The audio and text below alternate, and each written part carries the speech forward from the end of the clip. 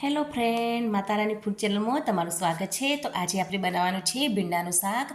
તો ભર્યા વગર જ ભરેલા ભીંડાનો ટેસ્ટ આવે અને એકદમ સરસ ભરેલા ભીંડા જેવું જ દેખાય એવું શાક બનાવવાનું છે. અને સાથે આપણે બનાવીશું દહીંનું રાયતું. તો એના અંદર આપણે નાખી દઈશું ગાજર અને બીટથી તો એકદમ સરસ એવું કલરફુલ રાયતું, અને સાથે બનાવવાની છે રોટલી. તો તમે પરોઠા પણ સાથે બનાવીને ખાઈ શકો છો. તો આ રીતના આપણે શાક બનાવવાનું છે. તો એના માટે અહીંયા મેં લઈ લીધા છે સરસ એવા ફ્રેશ તાજા ધોઈને એકદમ સરસ કોરા કરી લીધા છે ભીંડા લઈ લીધા છે. તો તમારે અહીંયા બિલકુલ ભીણા ન હોવા જોઈએ, એકદમ કોરા કરી લેવાના છે. પછી આપણે એને આ રીતના ઊભી ચીરી કરીને મોટા મોટા ટુકડા કરી લઈશું. તો આપણે બંને સાઈડથી ઊભી ચીરી કરી લઈશું, અંદરથી જોઈ લઈશું. પછી આ રીતના મોટા મોટા એના ટુકડા કરી લેના છે. તો બધા જ ભીંડાને આપણે આ રીતના કટિંગ કરી લેવાનું છે સૌપ્રથમ. તો તમે જોઈ શકો છો કે અહીંયા બધા જ ભીંડા કટિંગ થઈ ગયા છે. તો હવે આપણે એક પેનમાં 2 મોટા ચમચા જેટલું તેલ લઈ લીધું છે, અને એની અંદર ભીંડા નાખીને આપણે બરાબર તેલની અંદર હલાવીને મિક્સ કરી લઈશું. તો આ રીતના તેલની અંદર જ આપણે ભીંડાને પહેલાં થોડાક ચડવી લેવાના છે. તો આ રીતના બરાબર હલાવીને મિક્સ કરી લઈશું, એટલે તેલની અંદર સરસ એવા ચડી જાય અને એની ચીકાશ પણ જતી રહે. તો ગેસની ફ્લેમ એકદમ ધીમી રાખીને આપણે આ રીતના ચડવા દેવાના છે. ત્યાં સુધી આપણે ઉપર નાખવા માટેનું સ્ટફિંગ તૈયાર કરી લઈશું. તો અહીંયા મેં સિંગદાણા, ચવાણું અને તલ લઈ લીધા છે. તમે ચવાણાની જગ્યાએ જો ગાંઠિયા લેશો તો પણ એકદમ સરસ એવો ટેસ્ટ આવશે. અને ચવાણું લો તો આગળના મસાલા ચવાણાના હિસાબથી કરવાના, કારણ કે ચવાણું મસાલાવાળું વધારે હોય છે એટલે. તો આ રીતના આપણે પારા ખોયણીમાં એનો ભૂક્કો કરી લેવાનો છે. હવે એની અંદર આપણે 5-6 કરી લસણ લઈ લઈશું, લાલ મરચું પાવડર લઈ લઈશું અને અડધી ચમચી જેટલું જીરું લઈ લઈશું, અને એને પણ આપણે અહીંયા ખાંડી લઈશું. તો આ રીતના ખાંડીને આપણે જે ભૂકો આપણે અંદર મસાલો બનાવ્યો છે નાખવા માટે એના અંદર નાખીને બરાબર મિક્સ કરી લઈશું.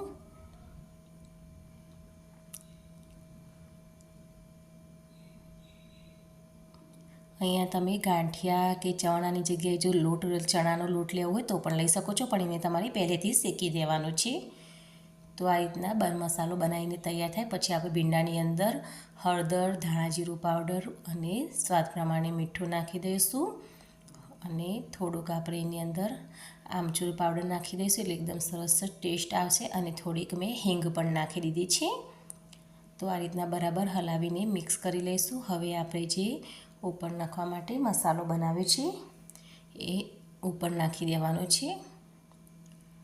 તો આ રીતના તમે ઉપરથી નાખીને બરાબર હલાવીને મિક્સ કરી લેશો તો ભીંડા એકદમ સરસ જે ભરેલો ભીંડો દેખાય એ રીતનું જ દેખાશે એનું શાક, તમે જોઈ શકો છો. અને ટેસ્ટ પણ એનો એ જ રીતનો આવતો હોય છે. તો આ રીતના એકદમ સરસ મજાનું ભીંડાનું શાક બનીને તૈયાર થતું હોય છે. તો આપણે ગેસની ફ્લેમ ધીમી રાખીને થોડી વાર આને ચડવા દેવાનું છે, અને આ રીતના હલાવતા જઈશું એટલે મસાલો પણ અંદર બરાબર શેકાઈ જાય. તો સિંગદાણા પણ સરસ એવા અંદર શેકાઈ જાય, એટલે આપણે આ રીતના એને ચડવા દઈશું થોડી વાર માટે.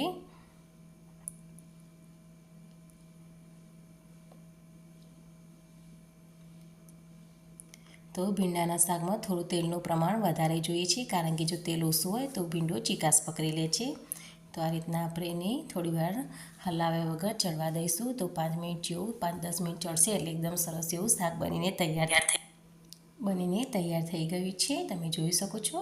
હવે આપણે સાથે ખાવા માટે દહીંનું રાયતું બનાવી દઈશું. તો અહીંયા મેં બીટ, ગાજર અને કાકડી લઈ લીધી છે. તો એને એકદમ ઝીણી સીણી લીધી છે.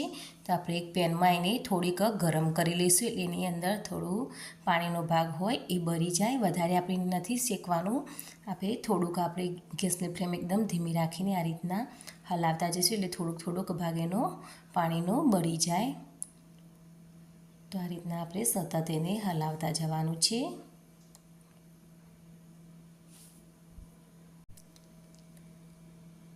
તો આ રીતના તમે 5 મિનિટ માટે એને ગરમ થવા દેશો, એટલે એકદમ સરસ પાણી તમે જોઈ શકો છો કોરું પડી ગયું છે. તો હવે આપણે એને ઠંડુ થવા દઈશું, અને મેં અહીંયા દહીં લઈ લીધું છે. તો દહીંને એક ગરણીમાં રાખી તો એટલે પાણીનો ભાગ વધારાનો નીકળી ગયો છે. હવે એની અંદર મેં ખાંડ, મીઠું અને શેકેલા જીરાનો પાવડર લઈ લીધો છે, અને એની અંદર આપણે જે બીટને, ગાજર અને કોબીજને ગરમ કરીને રાખ્યું હતું એને પણ ઉમેરી દઈશું. ઠંડુ થાય પછી એની અંદર ઉમેરી દેવાનું છે. અહીંયા મેં દહીં પણ એકદમ સરસ એવું ઠંડુ લીધું છે.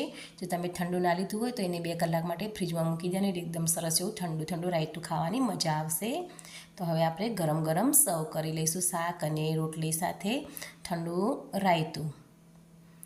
તો એકદમ સરસ એવો ટેસ્ટ આવતો હોય છે. આ રીતના કોરું શાક ખાવાનું હોય તેના સાથે રાયતું બનાવો તો એકદમ સરસ એવી ખાવાની મજા આવતી હોય છે.